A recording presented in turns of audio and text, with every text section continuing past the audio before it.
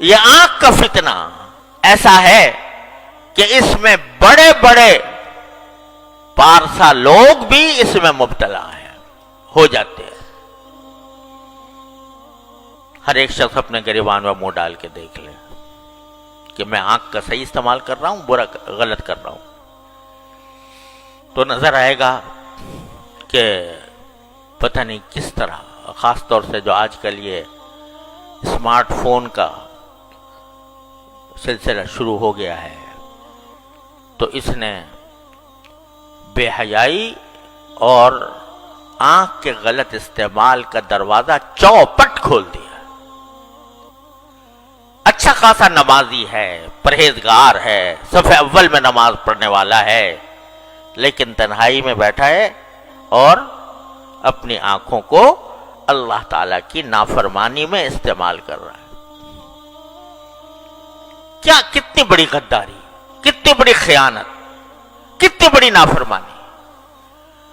تو اس لیے میں یہ عرض کرتا ہوں کہ جس شخص کو یہ بھروسہ نہ ہو کہ وہ اپنے آپ کو محفوظ رکھ سکے گا اس فتنے سے، اس کے لیے ایسا فون استعمال کرنا جائز نہیں، جس کو یہ بھروسہ نہ ہو۔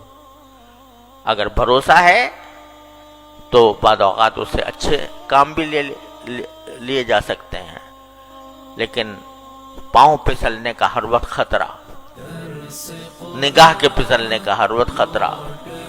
لہذا بھائی کتنے دن کی زندگی ہے پتہ نہیں، کسی کو پتا ہے کہ کب اس کو موت آ جائے گی، تو اپنے اللہ تعالیٰ کی دی ہوئی اس نعمت کو کیوں داؤ پر لگاؤ، اس داؤ پر لگاؤ کہ اس کا غلط استعمال ہو گیا تو وہاں پکڑ ہو جائے گی اللہ تعالیٰ کی۔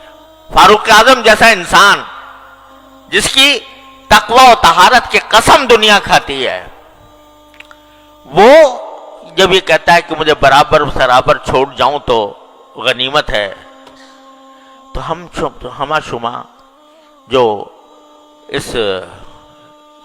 ان قسم کے فتنوں میں مبتلا ہو جاتے ہیں، ان کے دل میں خیال نہیں آتا، ان کے دل میں یہ خوف نہیں ہوتا کہ یہ جو ہم اللہ تعالیٰ کی نعمتوں کا غلط استعمال کر رہے ہیں، ایک دن اس کا حساب دینا ہوگا، ایک دن اللہ تعالیٰ کے سامنے حاضری ہوگی، اور ایک ایک نگاہ جو جس چیز پر ڈالی ہے اس کا حساب مجھے دینا ہوگا۔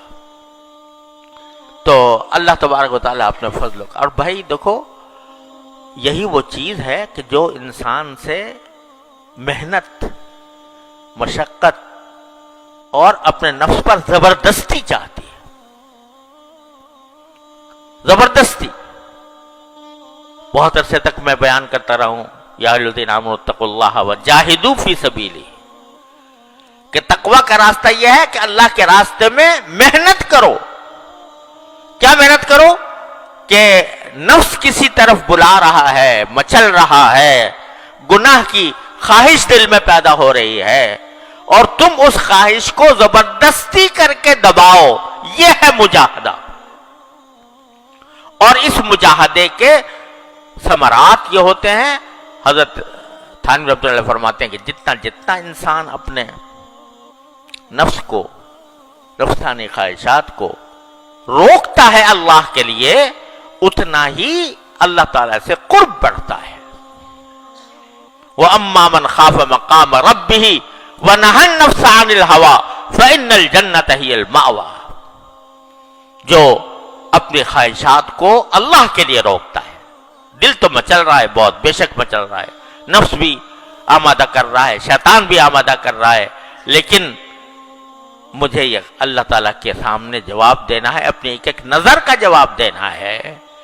اس کا احساس کر کے جب آدمی اپنے اوپر زبردستی کرتا ہے تو اللہ تبارک و تعالیٰ کے ہاں اس کے درجات میں ترقی ہوتی ہے، تعلق میں اضافہ ہوتا ہے، اللہ تعالیٰ کی محبت اس کے دل میں پیدا ہوتی ہے، اللہ تعالیٰ اس سے محبت فرماتے ہیں۔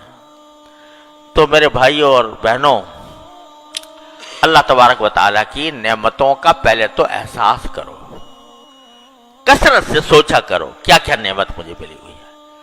اور اس نعمت کو صحیح استعمال کرنے کے لیے اپنے نفس کو زبردستی، اپنے اس پر زبردستی کرو، اور اس کی نافرمانی میں استعمال کرنے سے اپنے آپ پر زبردستی کر کے بچاؤ۔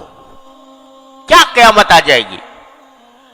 ایک تو تنہائی کے اندر بیٹھے ہوئے دیکھ رہے ہو کچھ، اگر فرض کرو سمجھو کہ اس وقت تمہارا کوئی باپ آ جائے، تمہاری ماں آ جائے، تمہاری بہن آ جائے، تمہاری استاد آ جائے، کیا پھر بھی تمہارا دل مچلتا رہے گا؟ کیا پھر بھی وہ خواہش جو دل کی ہے وہ اسی درجے میں برقرار رہے گی؟ فوراً بند کر دو گے۔ اب کیسے بند کر دیا بھائی؟ یہ کہتے ہو کہ ہمیں اپنے نفس پر اختیار نہیں، ہم بے اختیار ہو جاتے ہیں، ہم جو ہیں مچل جاتا ہے دل، اور ہم اپنے تقاضے کو دبا نہیں سکتے، مجبور ہے اس کے آگے۔ ارے اب کہاں گئی مجبوری؟ جب تمہارا باپ آ گیا، تمہاری ماں آ گئی، تمہارا استاد آ گیا، تمہارا شیخ آ گیا، پھر کیا کرو گے؟ پھر بھی دیکھتے رہو گے؟ بند کرو گے کہ نہیں؟ کیوں کرو گے؟ اس واسطے کہ طاقت تھی تمہارے اندر بند کرنے کی، اختیار تھا تمہارے اندر بند کرنے کا، احساس ہو گیا کہ میں بدنام ہو جاؤں گا، احساس ہو گیا کہ مجھے سزا ملے گی۔ ارے وہ جو ہر وقت تمہیں دیکھ رہا ہے اس کی پرواہ نہیں، اور اگر اس کی پرواہ ہے تو پھر اسی طرح بند کرو جیسا کہ اپنے باپ، بھائی، استاد اور بڑے کے سامنے بند کرتے ہیں۔ تو اپنے نفس پر یہ زبردستی کرنی ہوگی، اور اسی زبردستی کے ذریعے تم اللہ تعالیٰ تک پہنچو گے۔ یا ایھا الذین آمنوا اتقوا اللہ وجاہدوا فی سبیلہ لعلکم تفلحون۔ فلاح اسی طرح حاصل ہوگی جب اپنے اوپر زبردستی کرو گے، اللہ تعالیٰ کے احکام کی اطاعت کر کے بھی اور نافرمانی سے بچ کر بھی۔ درس قرآن www.درسقرآن.com